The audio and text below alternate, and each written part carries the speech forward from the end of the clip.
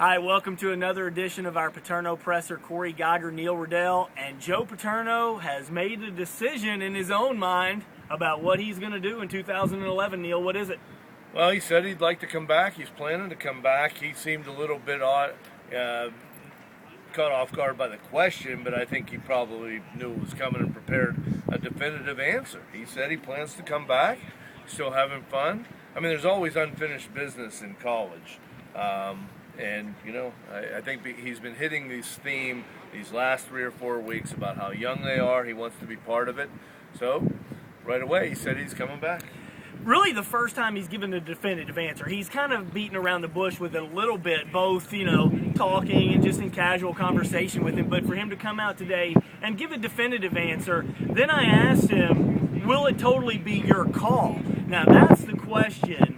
What do you think? Is it totally his call, or will Graham Spanier or Tim Curley have a different say?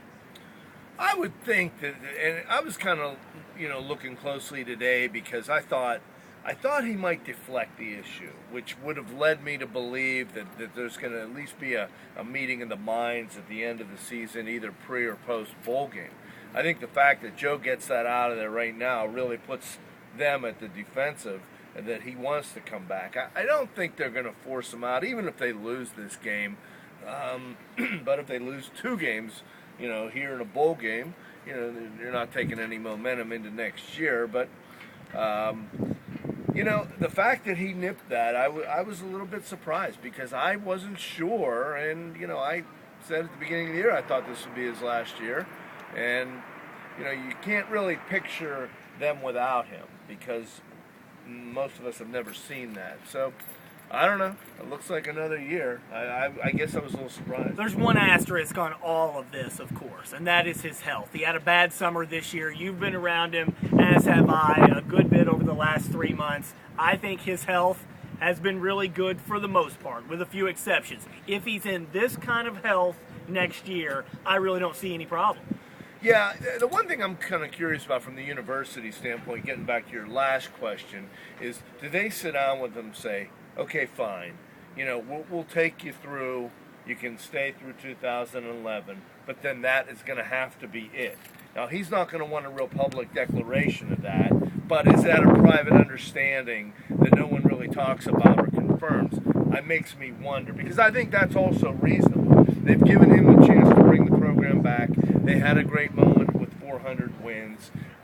You're coming back. It may be one more run. I mean, the schedule is kind of built for success next year. But if you're the university, I think you have every right to say, look, we'll do that, but then there has to be some sort of an exit plan. Joe is always the story. So when he makes this kind of announcement, clearly that's the story.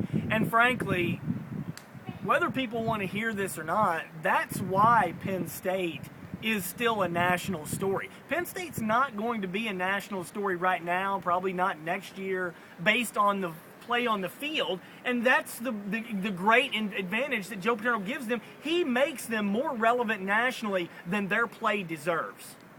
Right, but you don't know how accountable he is for that play. Right. Because you have a guy that doesn't do much off-campus recruiting, stuck in his ways, etc. So, I agree, but I think they would have to play their way back into being a national figure, and I think at some point, if they make the right hire, they'll be able to do that. Well, maybe Penn State versus Ohio State is on national TV and Iowa national primetime games, but you take Joe Paterno out of the mix, are they any longer? I mean, I know they'll have to play their way into it. Right. That'll be just like they played their way into it with him once upon a time.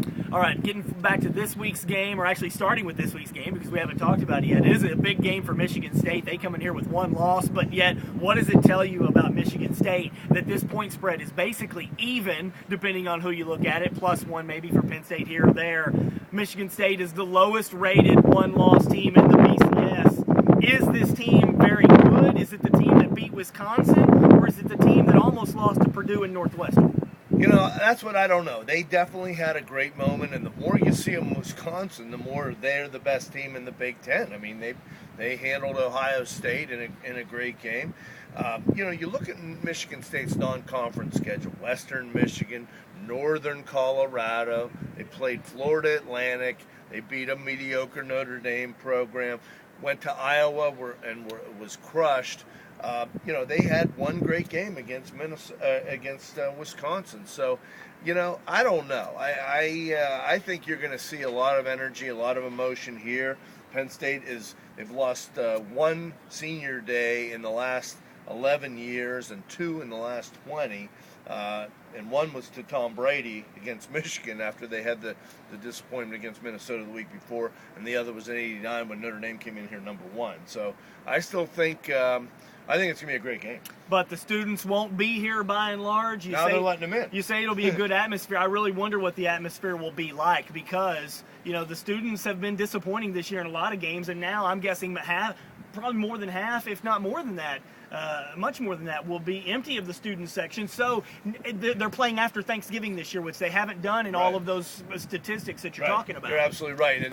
And a noon game, so there will be plenty of tickets available. And I think it's kind of interesting that the football team went to the university and said, hey, is there any way we can do some things to get the students more involved? So they're opening up the residence hall at 5 o'clock on Friday in order to, if students want to come back for the weekend. Are they going to want to come back to watch a 7-4 team?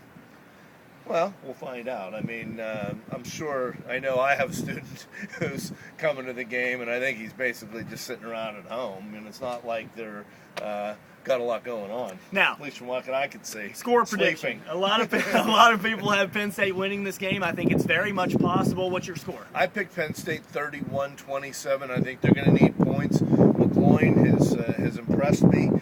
This will be with Michigan State when they were losing to Purdue. I'm glad Michigan State came back and won that game because I think it makes a bigger atmosphere, bigger opportunity for this team this year, and also to take some momentum into next year. Now, I struggled with this pick more than any other pick this season because I'm having a hard time wrapping my mind around a team that beat Wisconsin. And Wisconsin, as Neil said, is clearly the best team in this league, having handled Ohio State easily. So I don't know how Michigan State beat Wisconsin, first of all. But then Michigan State almost loses to Purdue. I am going Sparty for this reason. They have the most balanced offense that Penn State has seen in a while. They've got a very good quarterback. They've got a running back with 1,000 yards, another with 600 yards. Penn State has not been able to stop the run on the interior of the line. The defensive line has been bad. So I think when you add that kind of running game with a solid quarterback, it's going to be tough. So I've got Sparty 30-20, but one thing we all do need to keep in mind, bad temperatures, very cold, some snow possible on Saturday. So I don't really know if that favors anybody. Right, but the tough, more physical, aggressive team typically will win that kind of game, will it not? Yeah, one thing Penn State's going to do is they're going to tell Ollie Ogbu and Devin Still and Chima that the pregame breakfast is at 4:30 in the morning, so there's no chance they'll be late. All right, I'm Cory Geiger for Tennessee Williams. If you don't know what I'm talking about, Joe's press conference. Neil had some fun with Tennessee Williams. Thanks so much for tuning in. We'll talk to you later.